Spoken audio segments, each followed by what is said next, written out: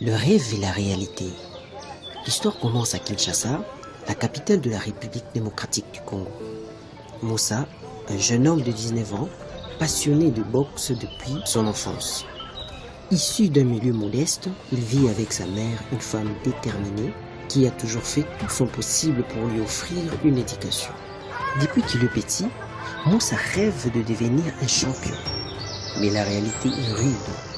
Les infrastructures sont limitées et les opportunités d'avenir dans son pays sont rares. Malgré cela, il n'abandonne pas son rêve et s'entraîne tous les jours sur un terrain de sport avec des gants usés. Moussa se lie d'amitié avec Coach Moana, un ancien boxeur qui a été champion national dans les années 80, mais qui, après une série de blessures, a dû mettre fin à sa carrière. Coach Moana remarque le talent brut de Moussa et accepte de le prendre sous son aile. Il lui enseigne non seulement la technique de boxe, mais aussi l'importance de la discipline, de la persévérance et la gestion du stress. Coach Moana devient un modèle pour Moussa.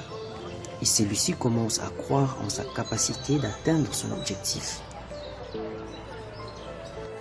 Moussa est confronté à la tentation d'entrer dans des combats clandestins pour gagner de l'argent rapidement. Un certain Nana, un recruteur véreux, lui propose une bourse pour un combat illégal à Kinshasa, avec à la clé un montant d'argent considérable pour sa famille. Moussa hésite, car il sait que ces combats sont illégaux et dangereux.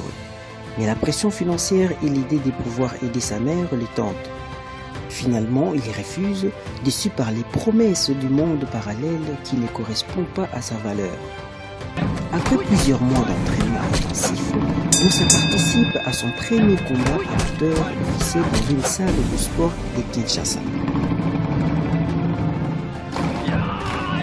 C'est une victoire décisive, mais aussi une prise de conscience de l'énorme travail qui reste à faire. Le combat est rude, et bien que Moussa l'emporte, il se rend compte qu'il manque encore de technique et de gestion de l'endurance.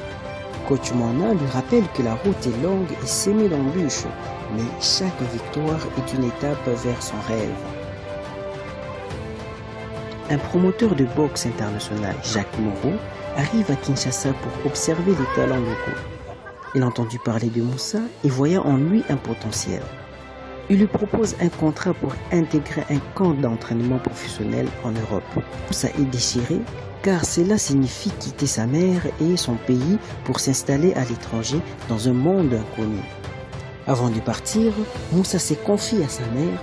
Celle-ci, bien que triste de la voir partir, lui donne sa bénédiction.